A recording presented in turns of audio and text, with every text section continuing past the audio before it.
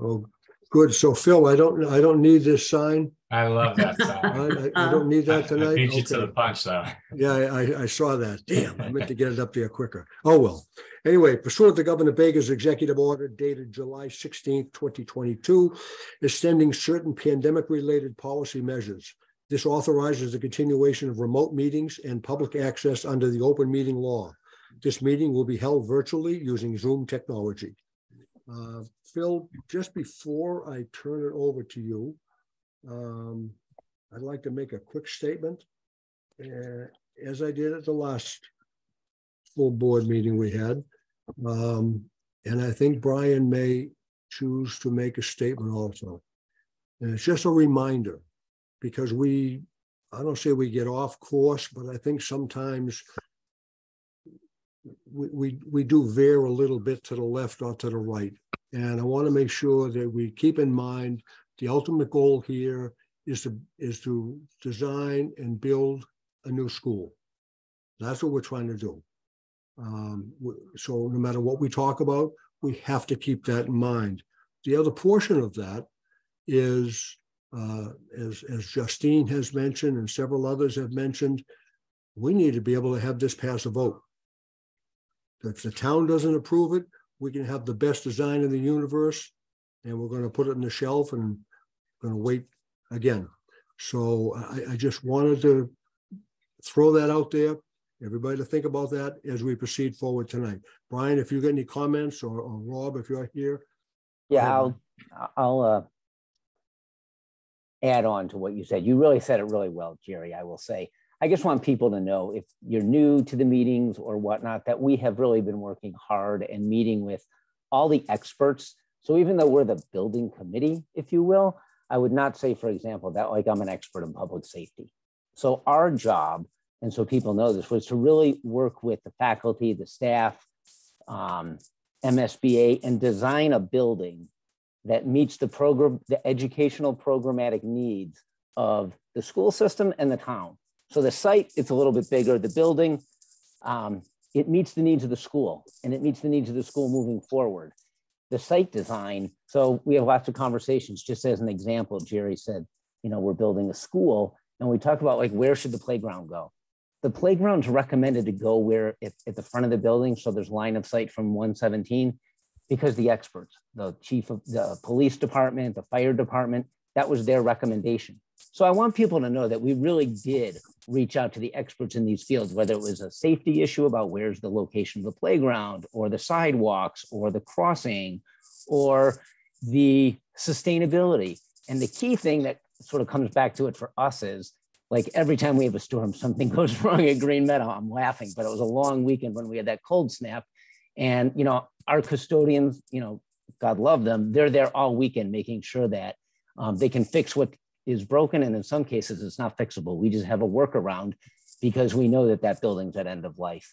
But the key thing is we want it to be as sustainable, and this is how I think about it, to be as sustainable as the town can afford it to be. So in a perfect world, we'd be gold certified and everybody, etc. But the real world is I need to be able to go to the town and say, we need this building with this number of rooms, with this site design, and we've made these recommendations because we've talked with all these experts, and this is how we can do that and move forward in a sustainable way. Maybe not 100% sustainable, but a significantly more sustainable than it currently is, and moving in that direction. So just to add on to what Jerry said and sort of refocus us is on a school building for our kids and access for the community to use that building and use the site itself. Now I'm off my soapbox. I'm going to turn it back over to Phil. Phil, just before you get going, I do need to do a roll call. Yep. I mean, I did verify by count that we've got a quorum, but let me make it official. For the record, okay, I'm here. Brian. Yes. Wayne is not. Greg Johnson. Yep. Justin. Yes. Mary. Yes. Hillary. Yep. Griffith. Yep. Yes, I'm good. here. Thank you. Rob. Is Rob on? I don't see him. Jennifer Gaudette. Here. Justine. Here. Krista Silva. Here. Mark Anderson. Didn't see him. Anthony. Here. Thank you. Matt Johan. Did not see him. And Nick. Sorry, this is You are Matt here? Johan. I'm here. Oh, okay. All right. Mute wasn't Nick? working. Okay. Nick, you're here. I can Yes, see I you. am. Thank you. Charming Yes. face. Let me just check a couple more that are not voting members, but just to make sure everybody who's representing on this committee. Katie Moore, Finance? No? I didn't see Yes, her. here. Oh, you are. Okay. Sorry. Is Rob Savoy on? I didn't notice him. All right. Charles Gabron. Charles is not on. And He's Ken at the, sorry, Jerry. Some of these people are at the principal interviews. That's why they're not here tonight. So don't take Okay. it personally. I do. I'm going to scold Charles for that. Ken Newhouser. Is Ken on? I didn't see him. Okay, very good. Oh, there you are. I'm sorry. Perfect. I'm very Thank you. small in the picture. Well, that's it. I didn't see you. Thanks, Ken. All right, Phil, I'll be quiet. All yours right now. Yeah, great. Thanks, Oh, Sherry. wait a minute. One more thing. I was going to say Sorry. the minutes. Do you want to do the minutes first? I was going to say, I want to do the minutes. I don't know who went online and got the minutes or who maybe looked at the minutes that I sent out this morning, mid to late morning today. The minutes were from the January 30th meeting we had. Does anybody have any issues with the minutes? And if not, if you do, please say so. If not, I'd like a motion to approve these. I can make a motion to approve the minutes of Tuesday, January 30th, 2023. Second. Perfect. Second, thank you. By roll call, I will do all in favor. Brian, Yes. Greg Johnson, Yes.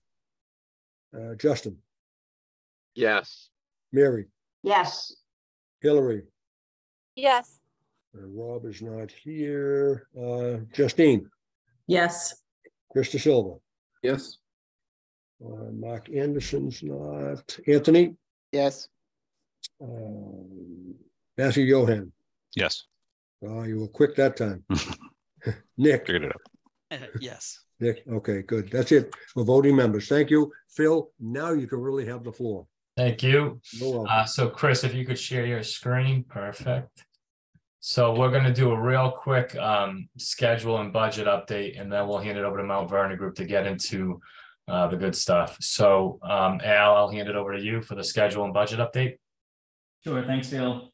I know this graphic, it's a little bit small. We're currently on the red line, so well into schematic design here. Since we last presented the schedule less than a month ago, we've had 4 working group meetings. So good day for everyone. I'm gonna go over the next milestones on the next slide, but are there any questions on the schedule?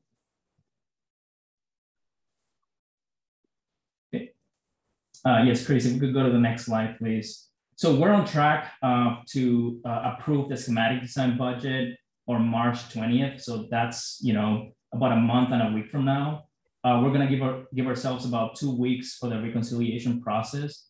The next milestone after March 20th will be to have the schematic design package or the submission of, for the MSBA approved by the SBC, and that will be about a month after that on April 17th.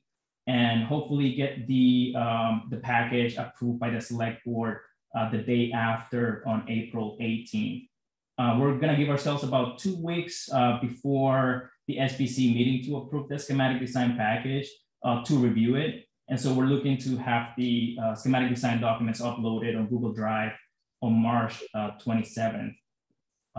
And then after the schematic design submission to the MSBA is approved by the select board on the 18th, we're looking to submit it on April 27th and hopefully get it approved by the MSBA board on June 21st. Any questions on the project timeline? If I could, I was wondering if you guys had any discussion about that April 3rd meeting between the 3 boards. Again, just because the spring tends to be very busy with budget season and that. We talked about having it with and I think we left it that you guys were gonna reach out and set that up now versus when it gets later? Yeah, so I'll take that, Justine, if you want to jump in afterwards. So, Mary, the thought with that meeting was always just a placeholder. The idea is if it's needed. And the idea was it's a building committee meeting, and folks can attend the building committee meeting if they have questions on their review of the schematic design documents, just to keep it more simple and not try to schedule, like you're saying, a tri-board meeting or what have you. So the idea was it was going to be a building committee meeting placeholder if it's needed, in the event there are questions that folks have when they're reviewing the documents. Okay, thank you. Yeah. Thanks, Phil. Any more questions on the project timeline? Okay, Chris, if we could go on to the next slide, please. For the month of January, we only had 2 invoices for Colliers and MVG. The Colliers invoice was for $4,392, and the MVG invoice was for $25,000. Any questions on the invoices? Okay, Chris, if we can move on to the next slide. As far as the feasibility study agreement budget of $1 million, I highlighted the 2 cells here where we had those January invoices. And I guess overall, we're still looking at about $160,000 from that $1 million budget that we don't anticipate using. And so, you know, that money is going to be available for the next phase of the project. And that's comprised of the column G bottom line of 135,000 that we know for sure we're not going to use, and we're going to have that money available, as well as the bottom line of column E. That 25,000 is something that we left in there thinking that we may need it for additional environmental explorations. However, at this point, I think it's probably safe to say that we're not going to use that money, and so that together with the 135,000 is the $160,000 that we believe we're going to have left over. Any questions on the financial status report?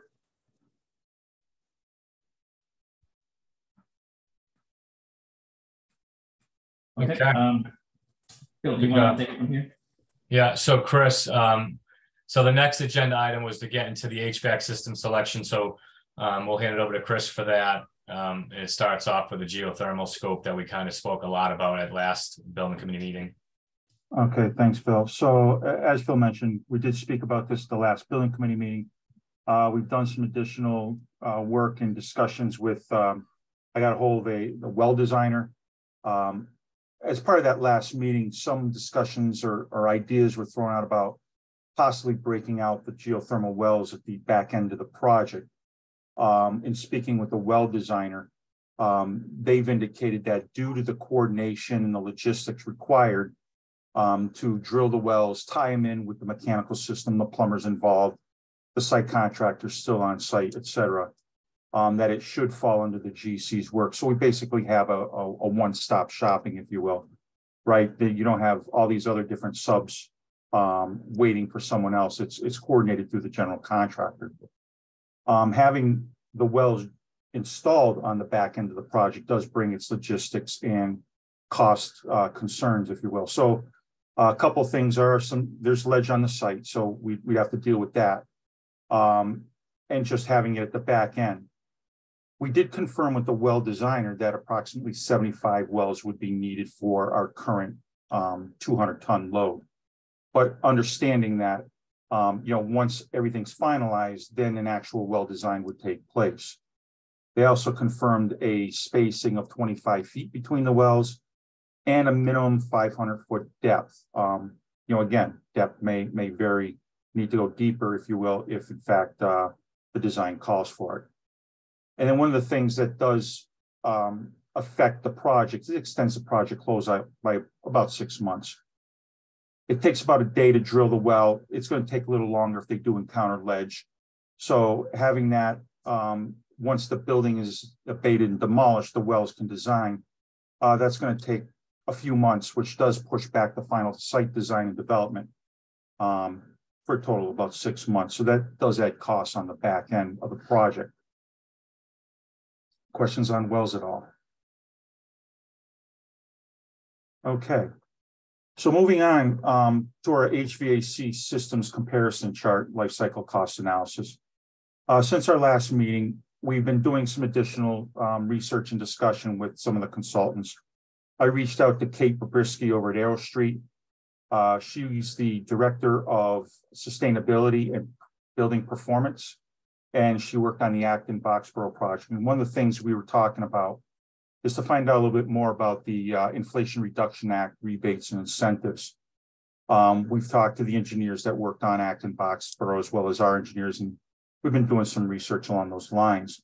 What we have found out is and I do want to mention the Acton Boxborough project was not eligible for those rebates because those came out after the project was designed and nearing completion. But they have engaged a consultant to try to help them see if they can get some of those rebates, even though they are in kind of a post-construction scenario. Kate did forward the contact that they are working with the town, and I'll relay some of that information.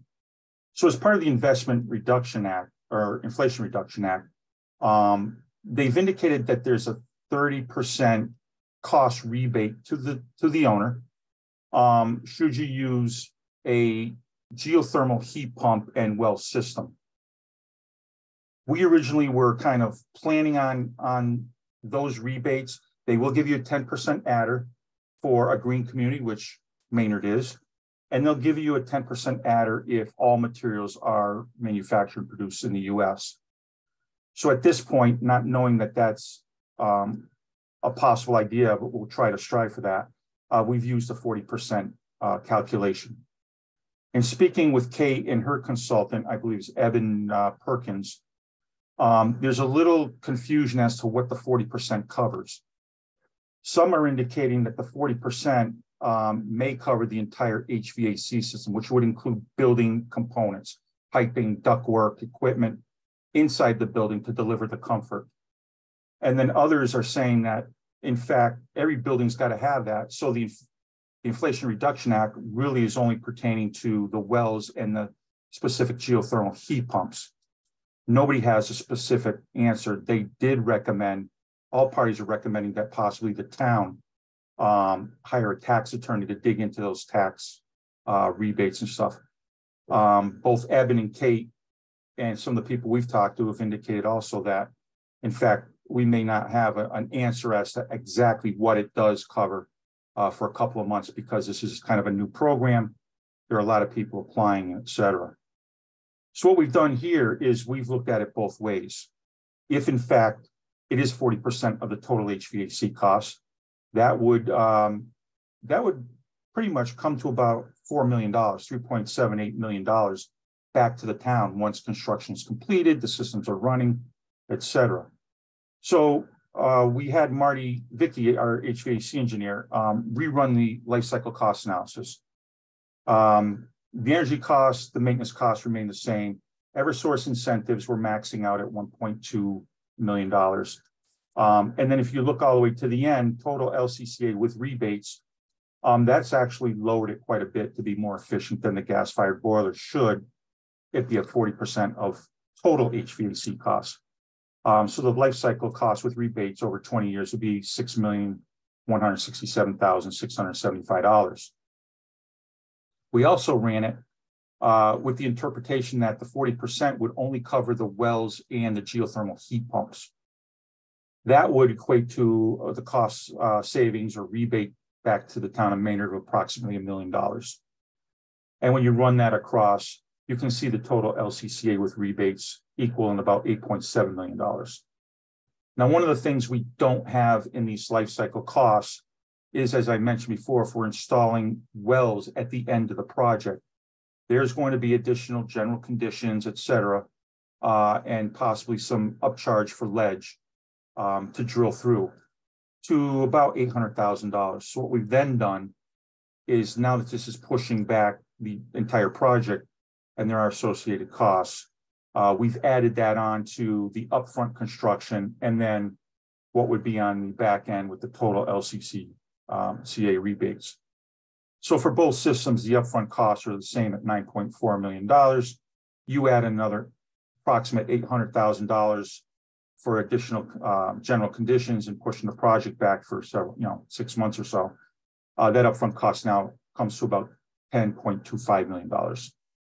And then on the back end, it slightly changes for both systems, whether it's 40% of total HVAC or just 40% of the well and heat pump. Those costs get bumped up to $6.967 million, which is still slightly less than the gas-fired boiler. But if it's only 40% of the well and heat pump, those costs are, as you can see, with the added general conditions, moves up to about $9.5 million. So through that research, we're trying to engage, get some additional research as to exactly what that covers. Did speak to Eversource. Kim Cullinane, who is the representative, is going to send me a link. Apparently, there's going to be a roundtable discussion the next week or so about everybody's input and what the interpretation of the 40% coverage would be.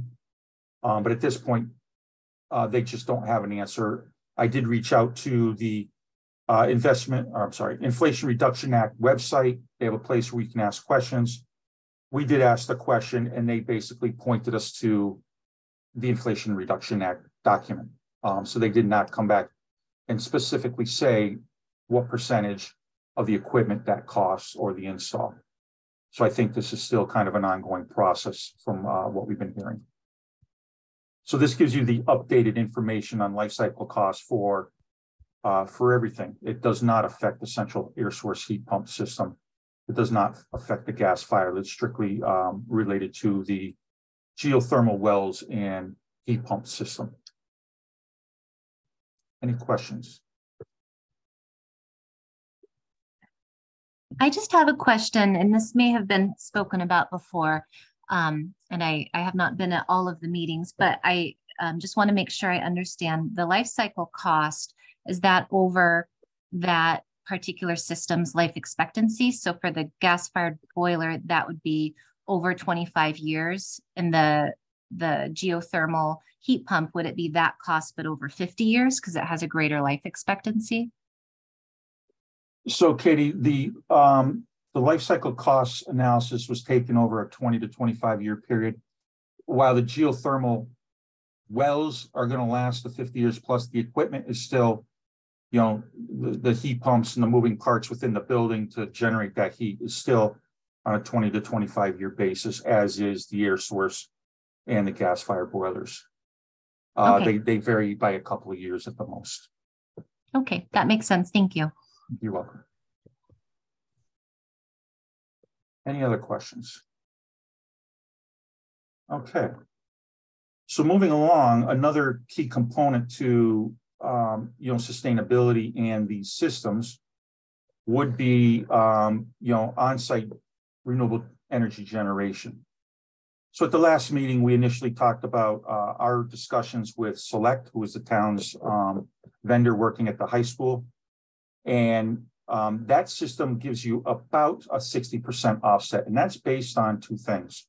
One, maximizing the roof area for PV arrays. And then the other would be the solar canopy to the southeast of the building, kind of towards the back left side.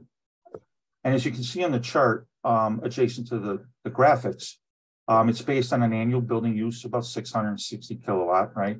1,000 kilowatt. Select has indicated that the approximate average monthly electric cost based on current rates is $17,000. The roof solar would produce approximately 240 kilowatt at about 10 to 12 cents a kilowatt hour.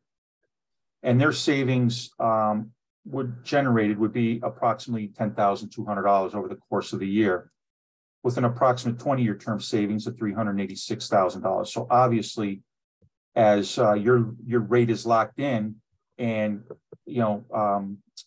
energy rates continue to rise, you're going to see an increase in savings as the system is used over the course of 20 years.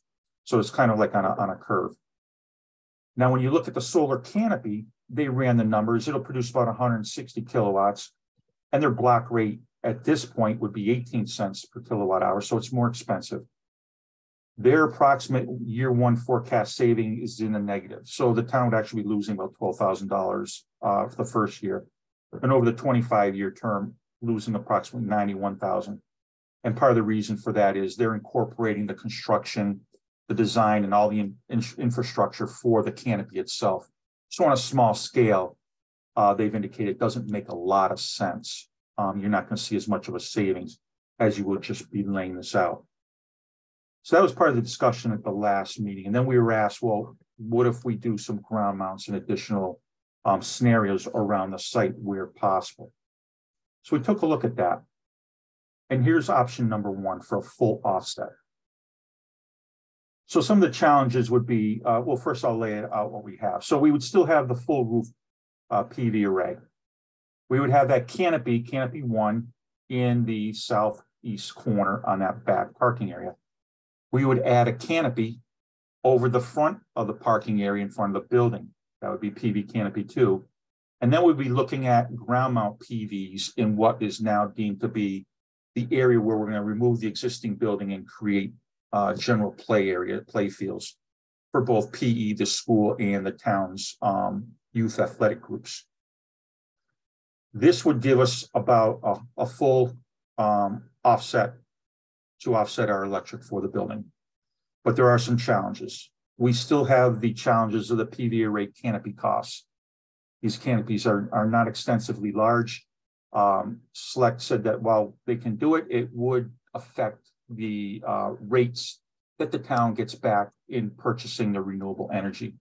It would be not as efficient. However, with the roof and the ground mount, you will see some more efficient rates, if you will.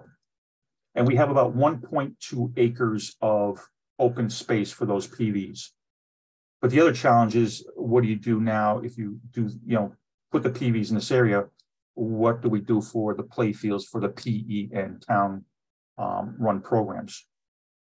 When we spoke to Select, they've indicated in addition to the roof, we would need anywhere from 1.5 to 2 acres of additional space for PVs.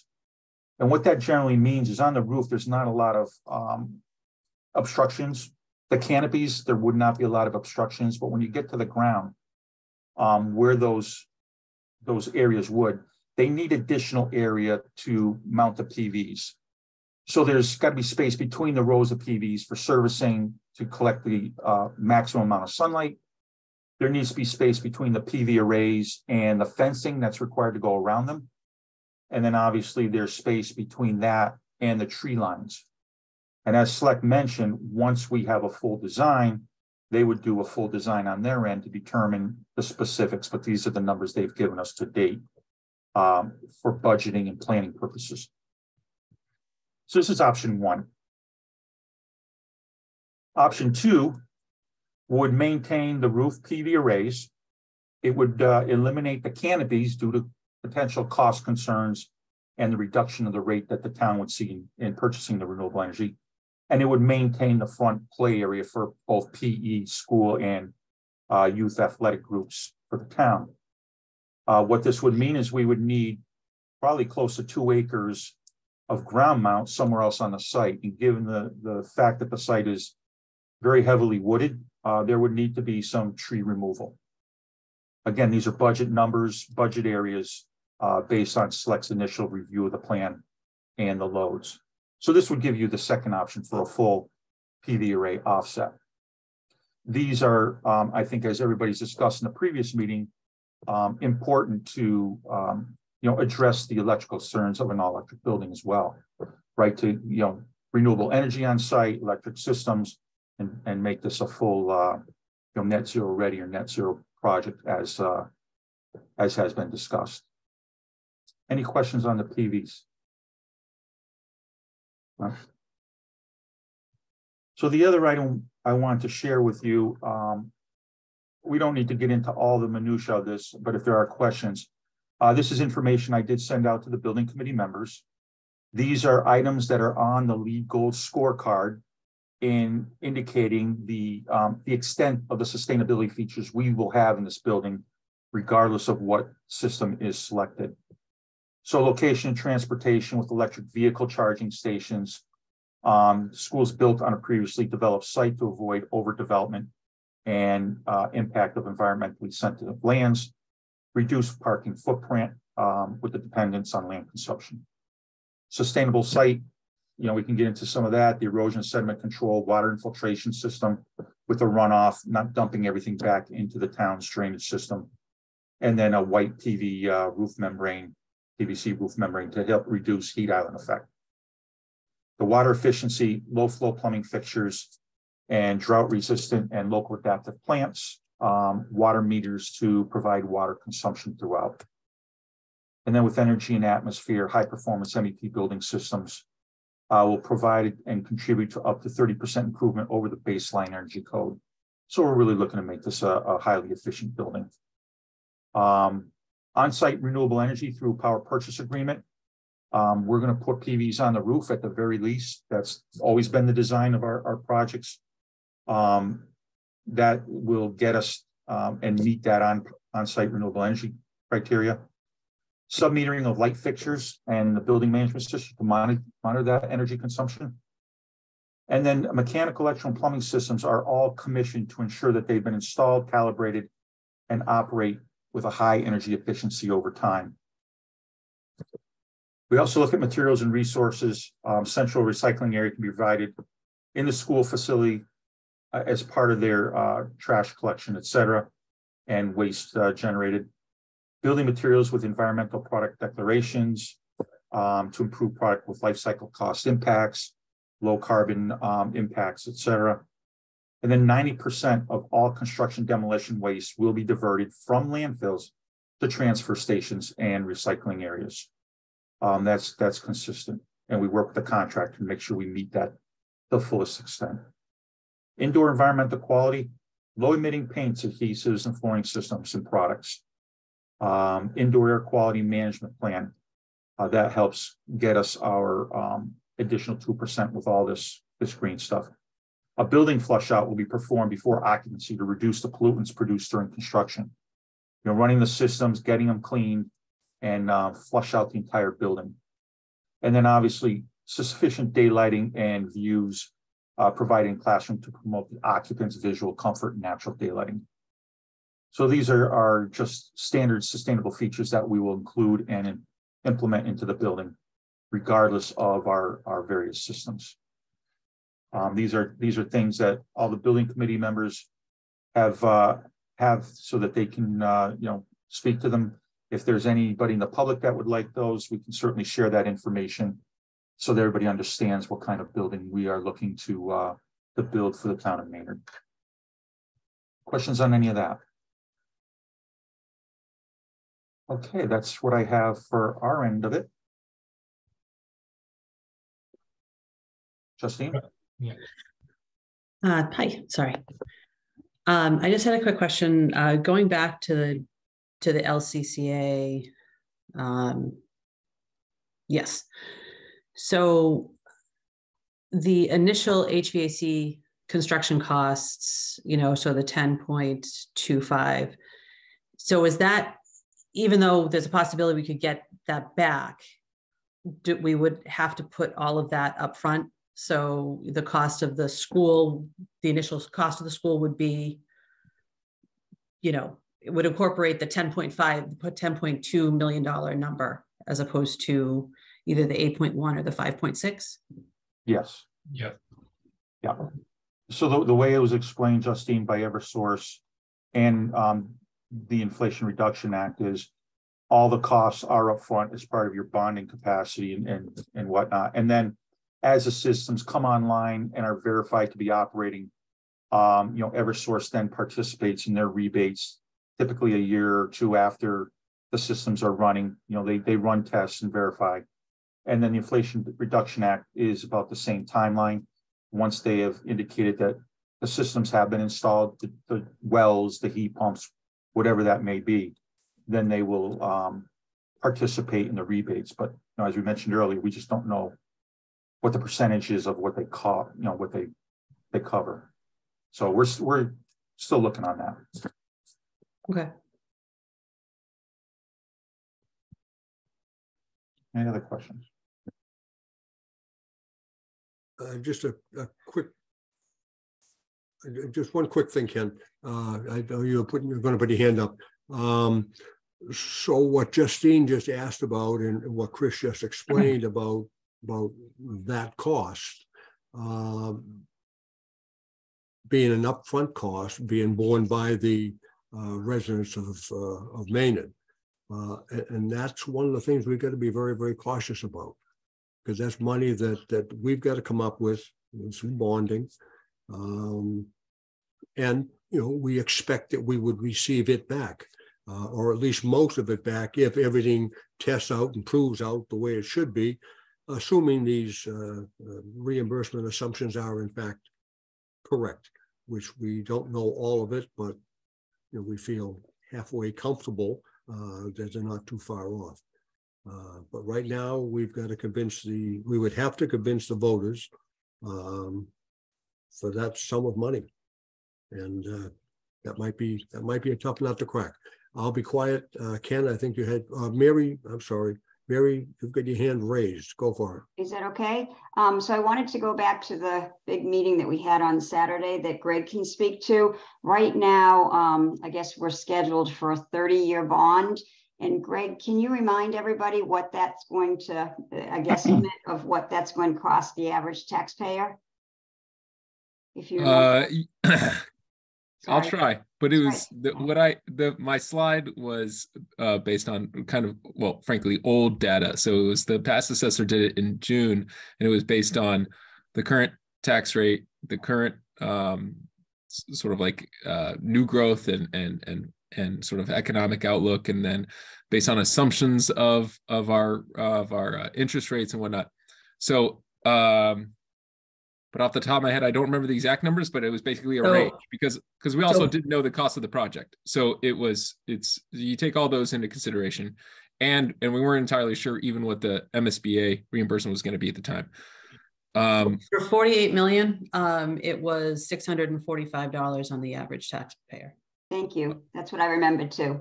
I did not have that off the top of my head. Thank you, Justine. Unfortunately, I have that on the top. Yes, me too.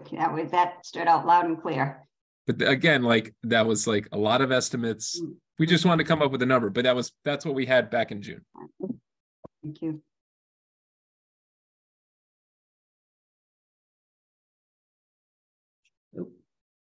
Ken? Sorry. Ken? Yeah, thanks, Jerry. Yep, go for it. Chris, this is helpful. I'm wondering if you can help us, for folks that haven't been there before and for the rest of us who have, remind us of the distribution system that's happening in the building downstream of the plant, or do we have the same kind of chill beam system in all of these scenarios? If it's different, how it's different, and do we have full cooling in each of these scenarios? So Ken, great question. For the central air source heat pump and the geothermal, yes, the chilled beams are the same system for both. I'd have to go back and check with Marty on the gas-fired boiler, but I believe chilled beams were also being used with a cooling plant for the AC, if you will. In the beginning, if you remember, during the sustainability subcommittee meetings, our gas-fired boiler was also displacement ventilation. So it provided cooling, air conditioning in key locations, administration, special education, library and gym, cafeteria, and then air displacement, which is dehumidification in all the classrooms, et cetera. So it still gives you that same cooling comfort, but by different means, if you will. So that was the gas-fired boiler. The chill beams are predominantly for the central air source and geothermal heat pumps. Okay, so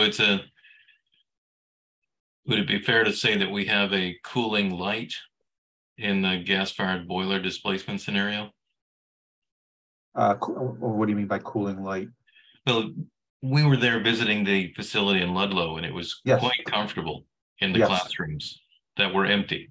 Yep. So, I think it's proven that empty rooms, this will be great through hot summer, but I don't know if we have confidence that in a heat wave fully occupied, that this will get us there.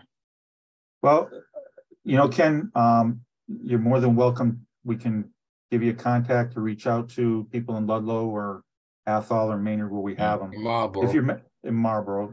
But if you remember, Ken, you visited on a day and school had just gotten out. And it was relatively warm and high humidity. So I was quite warm when we were outside. So those rooms had just emptied, but they were still cool. So we have not had any discussions with any of our previous clients that indicated other than the rooms are maintaining their temperature even on the hottest days in occupied mode. Okay. So the size it is, then if I could, it is a form of air conditioning. When they see, when lead and chips were being put together, people said, you know, they said no air conditioning. They said that you can't have that in an air conditioned building. That was back then. So it is air conditioning, but it's the main part of air conditioning, which is dehumidification. You know, we're knocking all the humidity out of the air, and you're recovering some conditioned air, but nothing is recirculated in these systems. It's all fresh air coming in, being conditioned and dehumidified. So it's very comfortable. We've been doing them for years, and quite frankly, as Chris says, we've never had a, you know, like a major complaint of any kind ever. Otherwise, we'd be getting calls all the time. They always call the architect first. Right. Yeah, it is a smart way of handling it and achieving comfort. Yes. So, you know, what it brings up is the question: is the difference here in size of the system? So, if cooling is on both ends of these, then really, what we're looking at is trying to take care of all the heating side with the geothermal, and that's what's driving the number of wells. The 200-ton load, I take it that's a heating load and not a cooling load. You know, Ken, cooling loads are typically larger than the heating loads, if I'm not mistaken. I believe that's 200-ton is the larger of the two loads.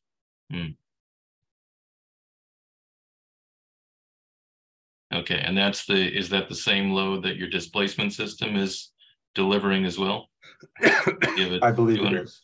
You have a 200-ton chiller for that system. Correct. Okay. Justine, you had your hand up?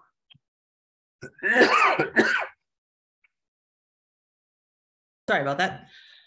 So I know that we had this vote and we voted for air source heat pumps. Then we went and we investigated the geothermal heat pumps. I have to tell you that, you know, between the uncertainty of the incentive in the return, and I have to say from experience, I went to an industry conference regarding electric vehicles, and they were talking about the Inflation Reduction Act. And even people in the industry were saying, you know, we'll check back, well, this should be covered, but we don't know how much of this is or whatever. And this was last month. And I just am concerned with taking a chance with this for Maynard. And I'm not saying that it's a terrible idea. I'm not saying that, you know, if situation was different, that I wouldn't support it. But I just feel like, especially then when you look at, you know, even the energy costs per year, the electric systems do, according to this, cost more, you know, for energy. And the concern I have with that is we could try to do the on-site generation, which is that's how we would afford it. I don't know any community member, and maybe I do. So I don't know a lot of community members that would want a solar array in the front of the school. We had a hard enough time trying to get a solar array in the back of the school. And then I also don't know anybody who wants to cut down 2 acres of trees.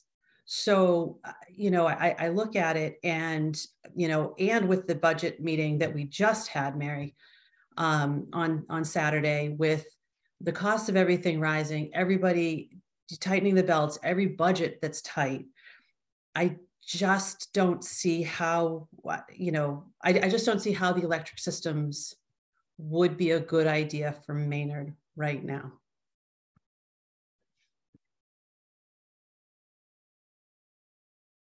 Go ahead, Mary. I absolutely concur with Justine. I love the idea of going the air source, the heat pumps, the philosophy of it. I love. I just knowing Maynard and knowing what the differential is, and I think it was Brian that said we have to sell this, and the fact that we may get money after we've spent maybe the $10.250 million for the geothermal, which I think might be the second option. Up front, that money is huge. So I like the fact that we can do the boiler with knowing that we could convert down the road. The incentives may not be there in that, but there'll be a heck of a lot more known. It just seems like there's too much up in the air, too many, we'd be just looking at too many ifs to go with the other. So that's where I am right now too. Thank you, Mary. Anthony? Yeah, I won't belabor it, but just to give you an idea of where the wind is blowing amongst all us. I mean, I'm completely agree with what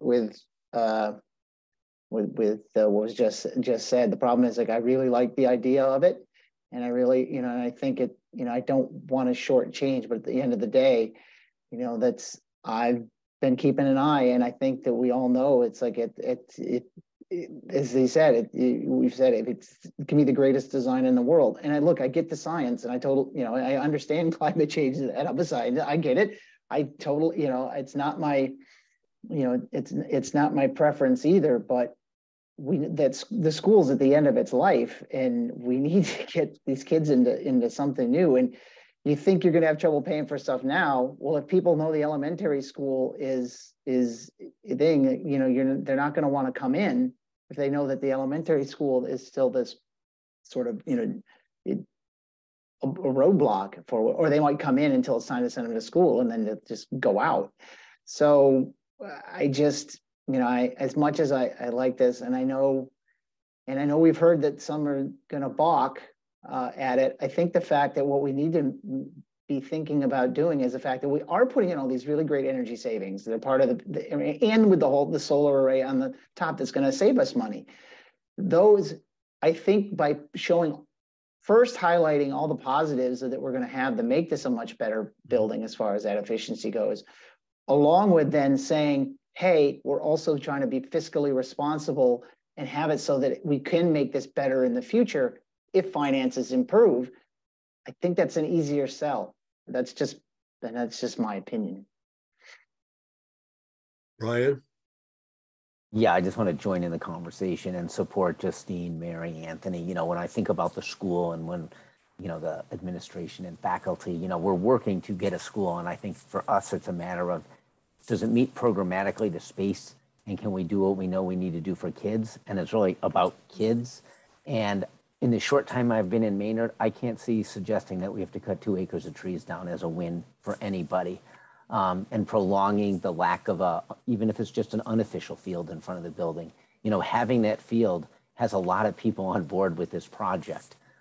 So I would agree that even though it may not have at first seemed like the best option, given all the nuances to all the other systems, given that, Phil, Chris, the teams have worked really hard to put in all these other pieces that make it sustainable, I support the direction this is going completely, and I think so will everyone else in the school system. It makes sense, and it pushes us in the direction, I think, of getting it to a price point where we can pass it. And that's what we need, is the town to be able to say, yes, we can afford it. Because I'll give you an example. I have 5 rooms right now in the elementary school that have no heat. We have portable heaters in there, and we've put insulation pads on the outside of the univents. I can't even get them fixed. It's not because I don't know how to do it. They don't actually make those parts anymore. So and I think Anthony mentioned it, that building owes nobody anything. It has done a phenomenal job for 50 years, but it is at its end of life. So just to remind people, we need a new building for those kids, for those families in town. Thanks. Thank you, Brian. Matthew.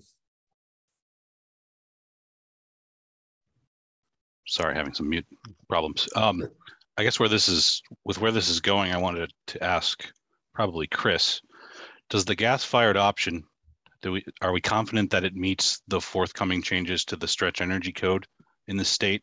And also, has anyone looked at whether it would meet the opt-in specialty stretch energy code if Maynard adopts that?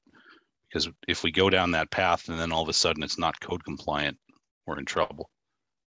Yeah, so Matt, we're looking at we're looking at the new energy code that we would likely be permitting under, right? And we're looking to see how that's going to affect the systems that have been selected, whether it be the electric or the gas fired, and come to a realization of how that's going to work. So it should. I haven't seen anything yet that says otherwise. As far as the opt-in, my understanding is right now Maynard has not adopted the opt-in. We are going to make sure we are more than efficient than the latest energy code. We will meet the stretch code that Maynard also has adopted. So the building itself is going to meet everything we need to meet. We're still doing the research on the future of gas versus, the future of the opt-in or any of those codes. We can hopefully give you an answer at the next meeting, but that's still in progress. Bill, I'm going to turn it back to you if there are no further questions at this moment. Well, I mean, the gist of the conversation is because we have the schematic design estimate process coming up, or the reconciliation coming up in early March, we want a vote to take place tonight for this HVAC system. So I'll leave that up to whoever wants to make a motion. Nick, Nick has his hand raised. Go ahead, Nick. I'm sort of replaying the last couple of conversations in my mind. I'm trying to remember how we sorted out the gas-fired boiler. Are we saying we're still doing full AC? And if so, does that mean we are not doing the displacement dehumidification system? So currently with the gas-fired boiler, it would be displacement ventilation in classrooms. We would put full AC, as I mentioned, Nick, the administration area, they're there full-time year-round. Special education classrooms are required to have full air conditioning. The media center, which would be a community location, and then the gym cafetorium, because of the gym floor, right? Number one, and large venue spaces. Everything else would be displacement. All right, and if full AC came back as a thing, because I remember we were pushing for that a lot. I think we're having meetings in the summer and we're pushing for it a lot. A little different now. I'm sure that would change this 5,670,000 number, right? If we pushed in for full AC somehow. For full AC, yeah, it would go up slightly. The cost of a chiller, a separate chiller. Okay. We can confirm that with Marty. One of the things is that they are AC ready, so that the units themselves can handle the full air conditioning with this, as Chris says, with the chiller. Right. So, but it can be converted. But you will find, I doubt if you'll even ask. Most people think that the building is, what they consider air conditioned. Now there may be a day or two here once in a while when you get Louisiana style, heat waves and humidity. But I haven't heard of any, honestly, they would call us and say, hey, this thing's not working. We've been doing this for years and everybody's been very satisfied with displacement. The thing I like about it educationally, it's a very quiet. It's the larger volume, but very low velocity where the air comes into the classrooms and there's no noise like the rattly unit ventilators that we used for so many years. Those are gone. And this makes for a much better learning environment. And that's really the key gain that I see. Jennifer, your hand up. Yeah, sorry, my dog was being annoying. So I have a question, and then I have two questions. One is about process and one is about sort of the piece. So Mary, when Mary was saying, that we would look to upgrade potentially in the future, if I'm recalling the conversation, if we went in this direction, that would be at the end of this boiler's life, right? So in the next 20 to 30 years, 30 years is the gas powered one. Is that correct? Yes. Okay.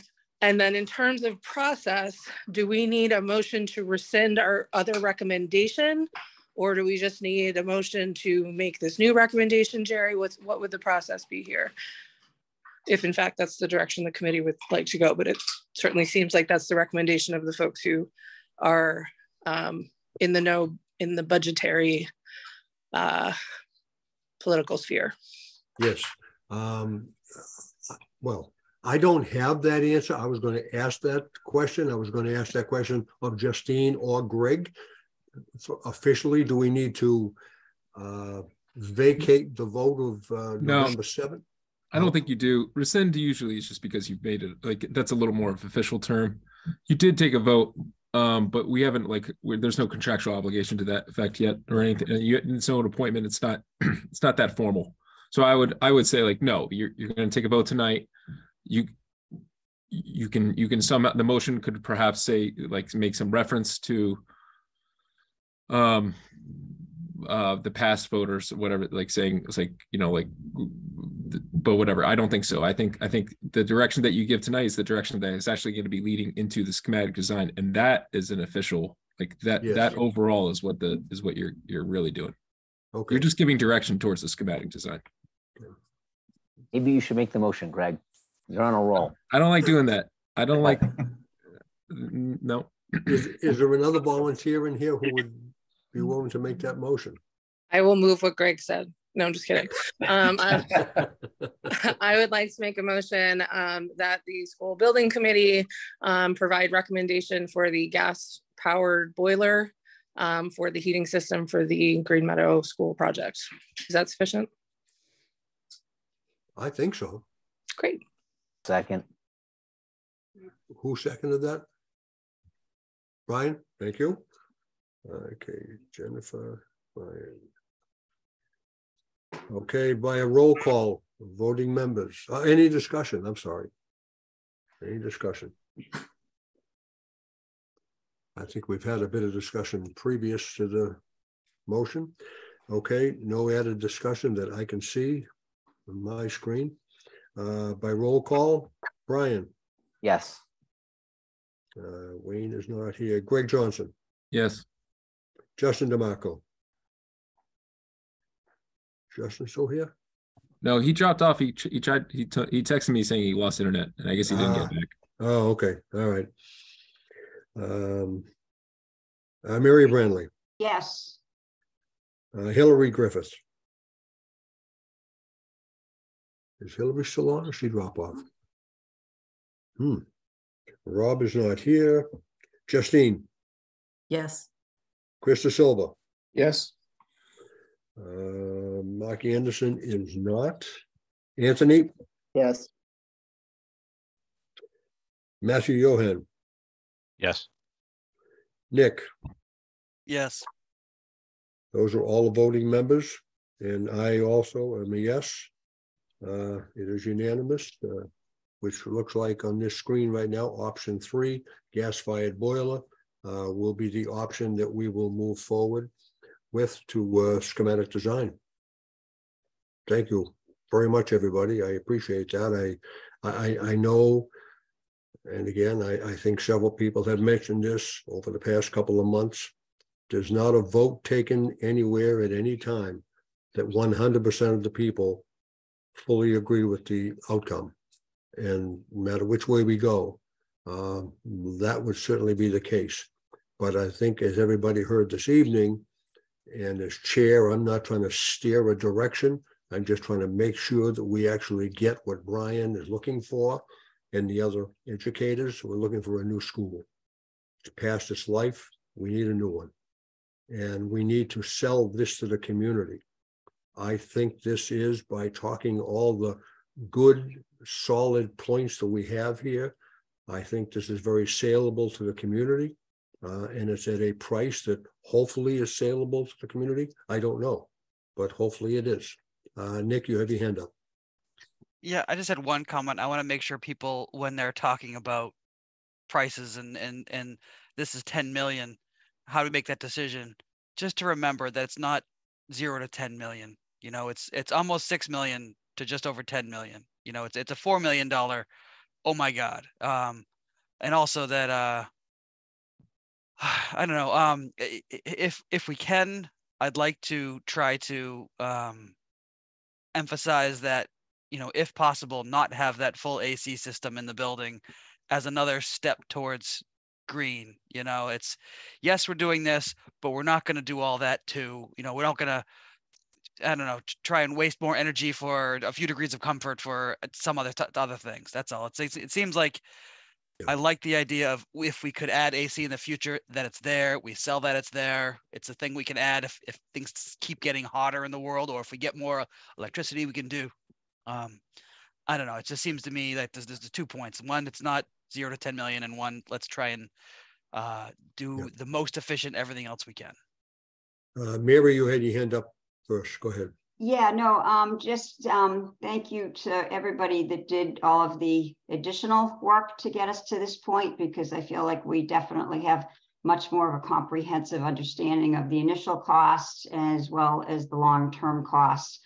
And I'd still say any chance that we have of adding anything that could help with the, you know, with the ultimate goal of being, you know, net solar, whatever, you know, down the road, would be wonderful for all around. And I wish the costs were different, because philosophically we all understand climate change and that. So just keep working that way. So that's it. Excellent. Thank you, Mary. Justine. Yes, I just wanted to say real quick that I thank everybody for taking a look at this, and, you know, going through, you know, I know that there's a whole lot of value engineering that we're looking at, and, you know, and this is one of those things, again, because we want to make sure that this passes. We want, and it's not that it's, I know I say that a lot, but it's, you know, I think it's real, and I'm gratified by the work that everybody has put in, and the input that, you know, we've had from so many different people. And I know that we are still, so toward the last slide, I think it is, correct me if I'm wrong, but that's still, we're trying for, or where our goal is LEED's Gold certified. Mm-hmm. Yes. Correct. So those, and that's not something that every school does either. So, you know, there's LEED certified, you know, and we are making the effort to go the extra mile where we can. And, you know, to really, we want to build a school that the whole community can be proud of and can support. And so I am really excited that we are making some progress. It might not feel like fast enough, but we are taking everybody's views and opinions and trying to incorporate where we can, and we're working really hard to make sure that this is something that we can all get behind and be proud of. Yeah. Nick, I think you had your hand back up again. I'm just curious if there's a, since we had some people very keen on the idea of dollars per taxpayer, is there a goal we think is like the target for acceptance? I mean, it's going to be a moving target, I'm sure, because some people yes, some people no, but like, you know, are we trying to shave enough money off the budget so we get to, you know, $644 per person, $640 per person? You know, what are we trying to do? Just wondering. I love 500 per person. So nice and round. I'm sure that's not going to work, but that's, and to Nick, to my, because I know I'm the one who's been speaking a lot about this, and I think I've said this before.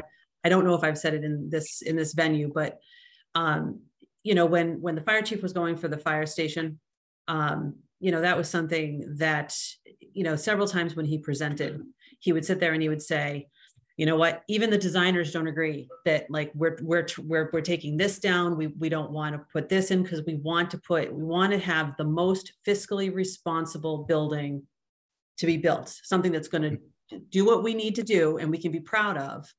But it's something that the taxpayers know, the residents know that we have tried our best to get that price down as far as we can. So unfortunately, I don't have a number in mind other than lower. But it's just like when everything's said and done, we can say proudly that we did our due diligence and we made this the best building we could.